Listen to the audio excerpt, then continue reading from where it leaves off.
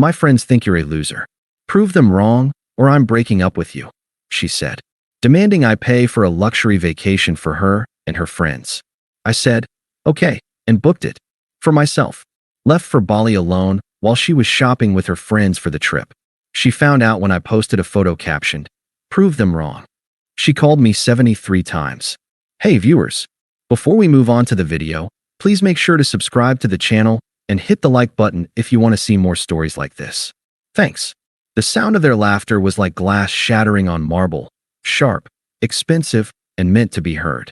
I adjusted my grip on the ceramic mug of overpriced coffee, the one Qley had ordered for me with a sigh, saying, "Just get the cold brew, Leo. The drip here is for tourists." We were at the Perch, a brunch spot where the avocado toast cost more than my weekly grocery budget, and the patrons all looked like they'd been personally styled by the same vaguely disapproving Scandinavian ghost. Qley, Bianca, and Skylar, the Hive, held court at the reclaimed wood table, a trio of sleek ponytails and designer athleisure.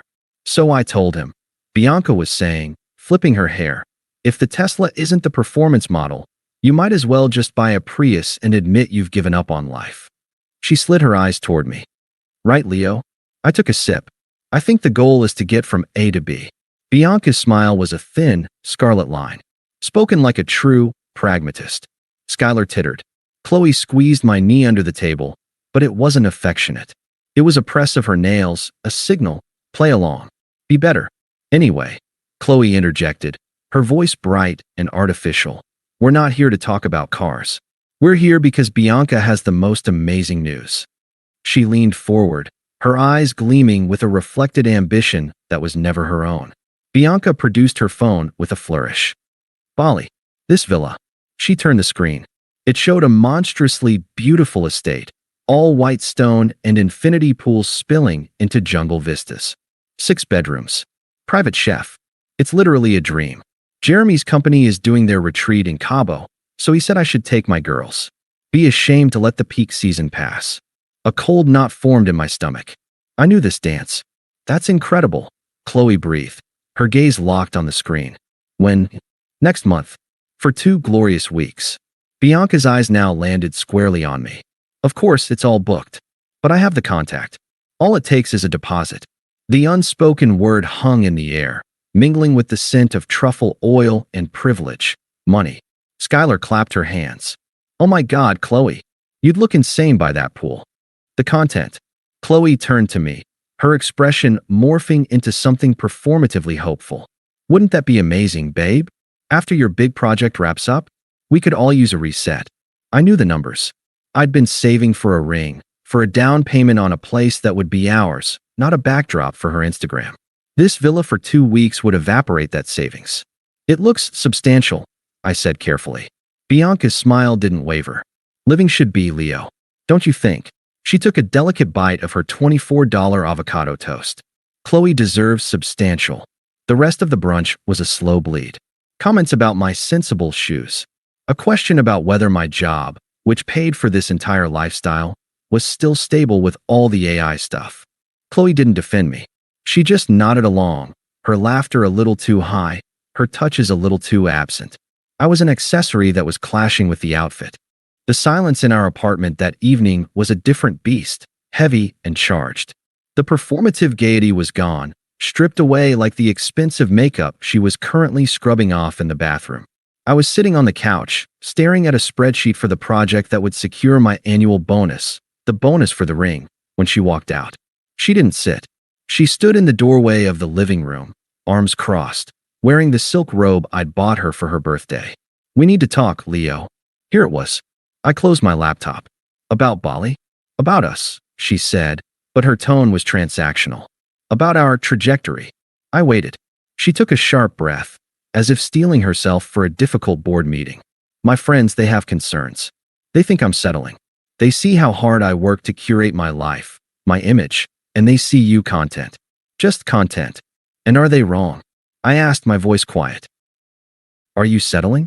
That's not the point, she snapped, then reined herself in. The point is perception. Reality is perception, Leo. And their perception is that you're holding me back. That you're fine. But fine isn't exceptional. Bianca's Jeremy, he acts. He seizes opportunities. He understands that providing a certain lifestyle is part of the deal. A cold clarity began to seep through the numbness. This was a negotiation. I was the underperforming asset. Bali, I stated.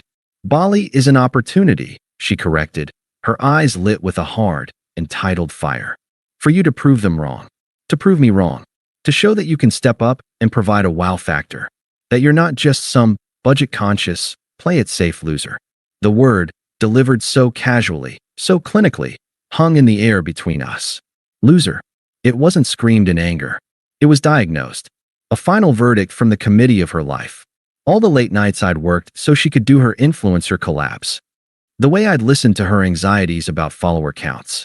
The quiet, steady support I mistook for a foundation. She saw it as the bare, boring concrete slab. So, she continued, sensing my silence as weakness, moving in for the close. Here's the deal. Bianca sent me the links. The villa, the flights. First class, obviously. Can you imagine the photos? You're going to book it. For all of us. A full, no expense spared, 2-week reset. You do this. She paused, offering a thin, mercenary smile. You do this, and you prove them all wrong. You prove you're the man I need you to be. Maybe you even prove it to yourself. She was reframing her greed as my salvation. My test. My redemption arc. And if I don't, my voice sounded distant, even to me. Her smile vanished, replaced by a look of icy dismissal. Then you confirm every single thing they say. And I can't be with someone who's okay with being less than. I deserve more. So, prove them wrong. Or I'm breaking up with you. It's that simple. She stood there, a beautiful statue of ultimatums, waiting for my pleading, my promises, my frantic agreement to mortgage my future for her present. I looked at her, the woman I'd shared a bed with for 3 years. I saw the calculation, the profound disrespect dressed up as motivation. I saw the transaction laid bare. I wasn't her partner. I was her funding source, her upgradable appliance. The cold clarity solidified into a decision. The knot in my stomach dissolved. A profound, eerie calm settled over me. I simply nodded. Okay. Her posture relaxed instantly. The triumph flashed in her eyes, so quick, she couldn't hide it. She'd won. She'd broken me into compliance. Good, she said, the smugness returning to her voice. I knew you'd step up. I'll forward you the emails. Don't cheap out on the flight credits. She turned and walked back toward the bedroom, already pulling out her phone, doubtless to text the hive. This is going to be epic. I heard the bedroom door click shut. I looked at the closed laptop, at the spreadsheet for the ring. I opened a new browser tab. Then another. I didn't search for villas in Bali. I searched for solo travel tips. And for the first time in years, I felt my own lips curve into a faint, quiet smile. The calm that followed her ultimatum wasn't the numb stillness of shock. It was the clear, focused quiet of a pilot running through a pre-flight checklist. My emotions were no longer a factor. This was a logistics problem with an elegant, satisfying solution. I called in sick the next day. Not from sadness, but from necessity. I needed operational security. First, finances. I logged into our joint account, the one I funded for bills, the one she treated as a supplemental shopping fund. I calculated exactly half of the current balance, transferred it to a new, private account, and left the remainder. Clean, fair, and legally unassailable. The savings for the ring, the down payment fund, the Bali or bust money, all of it was already in my name. I simply rerouted its destination. Next, travel. I didn't open her forwarded email with the villa links. Instead, I spent an hour researching. I didn't want her villa, the gaudy temple to other people's opinions. I found a place called Surya Awakening, a small cluster of bamboo eco-bungalows perched on the cliffs of Uluwatu. It had stunning views, a yogashala, and no Instagram geotag that Bianca would recognize. I booked a single bungalow for 3 weeks. Then, I booked a one-way, first-class ticket.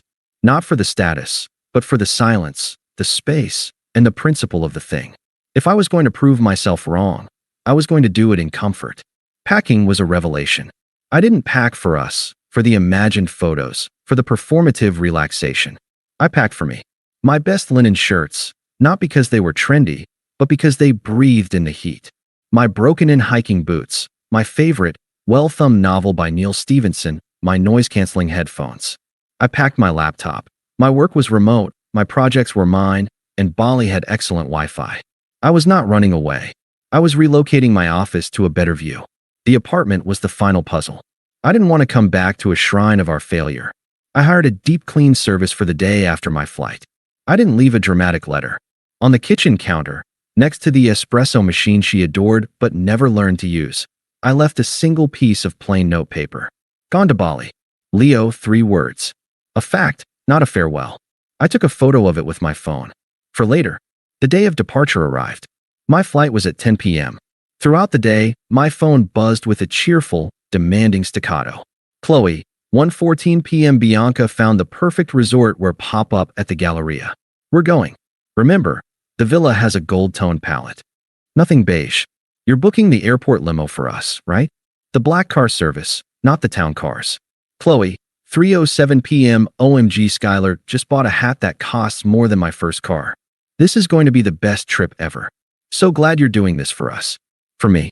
XO Qley, 5:30 p.m. asterisk, don't forget to check us all in online at exactly the 24-hour mark. Window seats for everyone. Asterisk, each message was a bullet, but my armor was complete. I read them with the detached interest of an anthropologist studying a strange, entitled culture. I didn't reply. Silence was my weapon, and I was learning to wield it beautifully. At 7 p.m., as I imagined them sipping overpriced champagne at the mall, giddy with consumerist anticipation, I called an Uber Black. Just for me. I wheeled my single, pristine suitcase to the curb. The driver loaded it without comment. At the international terminal, the first-class check-in was a serene oasis. No lines, just hushed efficiency. Traveling alone today, sir? The agent asked pleasantly. Yes, I said, and the word felt like a revelation. Just me. The lounge was even better. I found a quiet corner overlooking the tarmac, the endless dance of lights in the gathering dark. I ordered a single malt, neat. I didn't touch my phone. I watched the planes come and go, each one a story of escape or return. Mine was the former, dressed as the latter. 30 minutes before boarding, I finally picked up my phone. I opened the camera roll, found the photo of the note on the counter. I attached it to a new text to Qley. Me, 8:52 p.m., image attached, I sent it. Then, I powered down my phone, removed the SIM card, and slipped it into the inner pocket of my carry-on. I'd get a local data SIM in Denpasar. For now, for the next 24 hours, I was gloriously, utterly unreachable. The flight was a dream of quiet luxury. I ate the surprisingly good seared tuna. I watched a dumb action movie without guilt. I slept for 7 solid hours, waking as the first hint of dawn painted the sky apricot and rose. When the wheels touched down on Balinese tarmac, a profound, unshakable peace settled into my bones. The humid, fragrant air that washed over me as I exited the plane wasn't just air, it was freedom. A driver from Surya Awakening was waiting, holding a sign with my name. Not Mr. and Mrs., just my name. The ride was a blur of vibrant green, intricate stone temples, and smiling strangers. The resort was more beautiful than the pictures. My bungalow was open air, listening to the crash of waves far below. It was perfect. I unpacked, showered, and changed into clean clothes. I felt new. I walked to the resort's infinity pool, which emptied visually into the vast Indian Ocean. It was late afternoon now, the light was liquid gold. I asked a staff member to take my picture. I wasn't posing. I was just standing there, a faint, unforced smile on my face, the endless ocean behind me. I looked relaxed. I looked happy. I looked like a man who had made the right decision. I got my new SIM, connected to Wi-Fi, and logged into Instagram from the browser. I hadn't posted in months. I uploaded the photo. The caption came to me as I gazed at the water. Sometimes proving people wrong doesn't mean giving them what they want. It means giving yourself what you need. Hashtag Bali, hashtag prove them wrong, hashtag solo. I hesitated for only a second before adding the final, precise twist. I tagged the location. Not Surya Awakening. I tagged the geolocation of the obscene, 6-bedroom villa Qley had demanded. The one she was, at this very moment, presumably standing outside of in furious, humiliated confusion. I hit post. Then I ordered a fresh coconut, opened my book, and didn't think about my phone for the rest of the day. The proof was in the picture. The silence was my reply. And the ocean, stretching out forever, was my only deadline. For 24 hours, I existed in a perfect, self-contained bubble. I woke with the sun to the sound of geckos chirping and distant gamelan music from the village temple. I ate papaya and pineapple, so sweet it tasted like candy. I spent the morning learning to surf on Padang Padang Beach, the salt water washing over me like a baptism. I was terrible at it, falling again and again, and I laughed each time, the sound foreign and wonderful in my own ears. The instructor, a wiry Balinese man named Ketut, just grinned and said, "Again, the ocean does not care about your pride, only your balance." Balance. That's what I was finding. In the afternoon, I took my laptop to a breezy open-air warung overlooking the rice terraces. I worked for 3 highly productive hours, the green vista fueling a clarity I hadn't felt in years. This wasn't running away. This was operational efficiency at its peak. I was delivering my best work from paradise. It was only as the spectacular sunset bled into indigo that I felt a twinge of curiosity. A mild, clinical itch. Not worry. Not anxiety. Just data collection.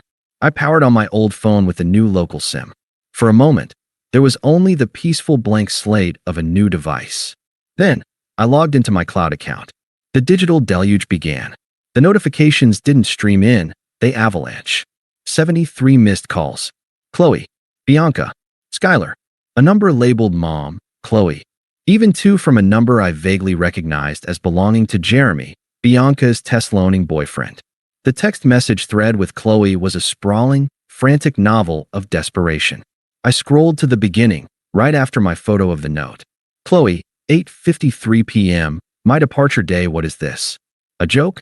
Leo, answer me. Qley, 9:15 p.m. we're packing. This isn't funny. Qley, 10:01 p.m. I'm calling you. Pick up. Then a shift. The timestamp was around 2 p.m. Bali time the next day, right after my Instagram post would have hit their morning. Qley, 2:07 p.m. Bali time, what the actual fuck, Leo. Qley, 2:09 p.m. where are you? We are at the airport. The villa management says there is no booking. None. Qley, 2:11 p.m. answer your phone you coward. Qley, 2:15 p.m. Bianca is furious. Skylar is crying. You have humiliated me in front of everyone. Everyone. Qley, 2:30 p.m. please. Please, Leo. Just tell me this is a mistake. Tell me you booked it under a different name. I'll fix it. Just tell me what to do. Bianca, 2:45 p.m. Wow. Real classy, Leo. I always knew you were small time, but this is pathetic. You've completely destroyed Qley. Hope your little solo trip is worth it. I sipped my fresh coconut water, reading with detached fascination. The voicemails were even better. I put them on speaker, listening as I watched the first stars appear over the ocean. The first was from the airport. Chaos in the background. Announcements, crying, the sharp echo of a terminal. Leo? It's me. Pick up. Please. Where are you? The villa. The guy says there's no reservation under my name or yours. Did you use a different card? Did it decline? Oh God, my friends are all here with their bags. You need to call the company right now and fix this. This is a nightmare. Her voice was a whip crack of panic, tinged with utter disbelief that her plan could have a flaw. I was the flaw, and I had removed myself. The next was from what sounded like a taxi, an hour later. Okay. We're going to a hotel. A Marriott. By the airport. Bianca booked it. She's not speaking to me. Leo, you have to call me. Explain this. Is this about the loser thing? I didn't mean it. I was stressed. You can't just do this. You can't leave me stranded. I told everyone you were paying. You've made me a liar. The horror in her voice wasn't about losing me. It was about social bankruptcy. About being exposed as a fraud in front of her tribunal. I listened to a few more. One from Bianca, icy and contemptuous. You've shown your true, petty colors. Qley deserves a man, not a boy who throws tantrums. You'll never do better than her, and she will remember this. One from Qley's mother, Linda, her tone the familiar blend of disappointment and passive-aggressive pressure. Leo, this is very unlike you. Very immature. Qley is devastated. Whatever issue you have, this is not the way a mature adult handles it. You need to make this right, financially and emotionally. Call me. I deleted that one with particular satisfaction. The messages and voicemails over the next 24 hours showed the progression. The anger peaked, then began to curdle into something else. Qley, text, day 2 my friends left. Bianca and Skylar took a flight to Cabo to meet Jeremy. They left me here at the airport Marriott. Alone. They said I'm a liability. My own friends. Qley, voicemail, day 2, voice thick with tears they just left. They said I was bad energy and they didn't want their trip ruined. I have no one, Leo. No one. Please, can you just call me? I'm so sorry. I'm so sorry I said those things. I was trying to impress them. It was always you. It's always been you. The manipulation was so transparent, it was almost artistic. The always you line, deployed only when her social capital hit 0. I didn't reply. My silence was a vast, uncaring ocean, and she was screaming into it. A mutual friend, Dave, a decent guy who'd always been on the periphery of the hive, texted me later that evening. Dave, dude. Just heard the full story from Megan, who heard it from Skylar. Holy shit. The legend of Leo grows. For what it's worth, Bianca told everyone at her fancy Cabo dinner that Qley failed the girlfriend test and couldn't control her man. It's a whole thing. Qley's Instagram is dark. You okay? I wrote back, my first and only communication to that world. Me. I'm in Bali. I'm great. Thanks, Dave. The final voicemail of that phase came late on my 3rd night. The tears were gone, replaced by a hollow, cold fury. This was the unvarnished Qley, the one the ultimatum had truly come from. You're enjoying this, aren't you? You sad, petty little man. You think you're winning? You're alone in a foreign country because you're too weak to handle a strong woman who wants a better life. You set me up. You planned this to humiliate me. You've ruined my friendships, my reputation. I hate you. Do you hear me? I hope you get dysentery. I hope you fall off a cliff. You are a loser. You will always be a loser. And I will make sure everyone knows it. I saved that one. Not as a memento of pain, but as a trophy. It was the raw, screaming proof of my correct decision. The final chip of the beautiful facade, revealing the rotten core. I powered the phone down again. The data was collected. The experiment was a resounding success. The next morning, I went on a sunrise hike to the Uluwatu temple. I watched the monkeys play and the surfers far below like tiny, brave specks. I made casual conversation with a French couple over coffee. I booked a day trip to learn traditional wood carving in a village up north. My peace was no longer just an absence of noise. It was a positive, tangible force. It had weight and texture. It was mine. And with every passing hour in the Balinese sun, with every genuine smile from a stranger, with every page of my book turned to the soundtrack of crashing waves, Qley, Bianca, the hive, the airport Marriott, the entire gilded, fragile world I'd left behind, it all faded. Not with a bang, but with the gentle, inexorable sigh of a wave pulling back from the shore, taking its debris with it. I was proving them wrong, after all, not by funding their luxury, but by building my own. And the construction, I was discovering, was the most satisfying part. 2 months later, the Balinese sun was a memory stored in the easy looseness of my shoulders and a lingering hint of tan beneath my winter coat. The piece, however, was not a souvenir. It was a permanent installation. My new apartment was smaller, older, and entirely mine. It smelled of books, good coffee, and the lemon-scented cleaner I used myself. The silence was a companion, not an accusation. I was seeing Claire, the woman from the woodworking class. It was light, fun. We went to indie films and cheap noodle shops. She laughed at my jokes, not at my shoes. It was uncomplicated. It was real. The encounter happened on a mundane Sunday. I was at the local organic grocer, a place Qley would have deemed quaint and under-curated. I was in the coffee aisle, comparing single-origin beans, debating between Sumatran and Ethiopian. I was content in my indecision. Leo. The voice was a scratch on the pristine vinyl of my comm. I knew it instantly, but it took a full second to place it in this new context. I turned. Qley stood at the end of the aisle, clutching a basket containing a single, sad-looking prepared salad and a bottle of expensive alkaline water. She looked reduced. The laser-sharp polish was dulled. Her hair was pulled into a practical, messy bun. She wore leggings and a puffer jacket, functional, not fashionable. The most striking thing was her eyes. They held none of their old entitled fire. They were wide, anxious, and deeply tired. Qley, I said. My voice was even. Not warm, not cold. A simple acknowledgement of a fact, like noting the price of the coffee. She took a hesitant step forward. Hi, you're here. I am, I replied, turning back to the coffee shelves. How are you? The banal pleasantry seemed to stun her. How am I? She repeated, a brittle laugh escaping. Seriously? After everything, I selected the Ethiopian blend and placed it in my basket. I finally gave her my full attention, leaning casually against the shelf. Was there something you needed? I asked. It was the tone of a professional receiving an unexpected, but not unwelcome, drop-in. Her composure cracked. I needed you not to destroy my life over one stupid fight, she hissed, her voice low but vibrating with pent-up emotion. A passing elderly lady glanced over, and Qley flushed. I didn't react to the volume. It wasn't a fight, I corrected, my voice still calm. It was an ultimatum. You presented a transaction. I considered the terms and accepted a different clause. One with better conditions for me. She blinked, processing the corporate metaphor. So it was revenge? A calculated move to humiliate me. I allowed a small, genuine, and utterly non-hostile smile to touch my lips. It was the smile of a man who'd solved a complex problem. It wasn't about you at all. Not after I said okay. That was the last moment your opinion was a relevant data point in my decision-making matrix. Bali was a variable change. It was about recalibrating my own settings. She stared at me, her mouth slightly open. I was speaking a language she didn't understand, the language of self-possession. You've changed, she finally whispered.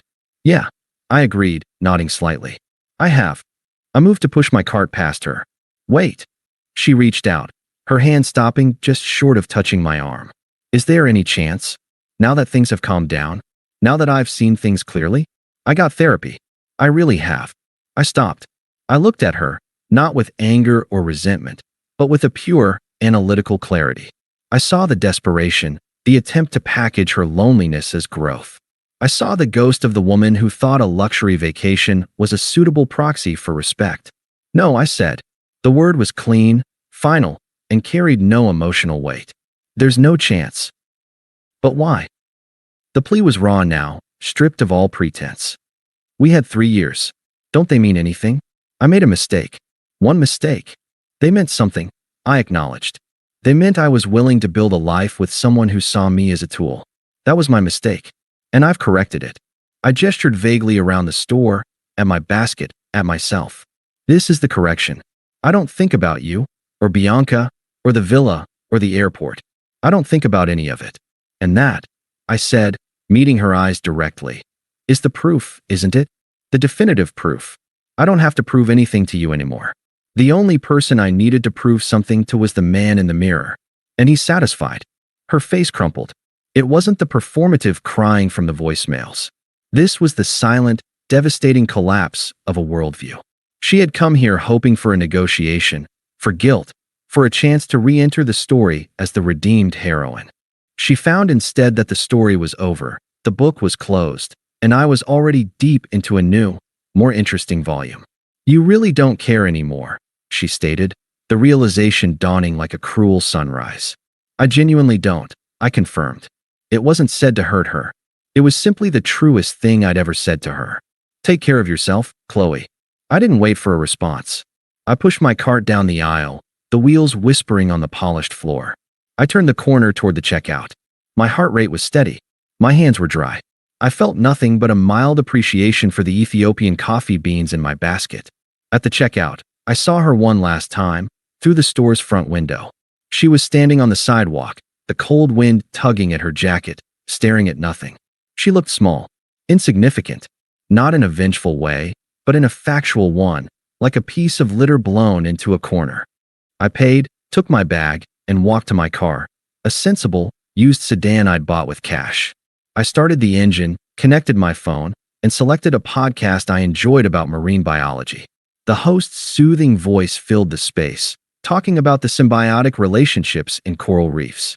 As I pulled out of the parking lot and merged into the gentle Sunday traffic, a final, quiet thought surfaced. I had told her I didn't think about it, but in that moment, I did. I thought about the number.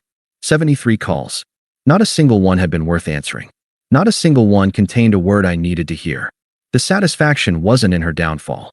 It was in the profound, unshakable quiet that had followed. The quiet that was now my life. I drove home.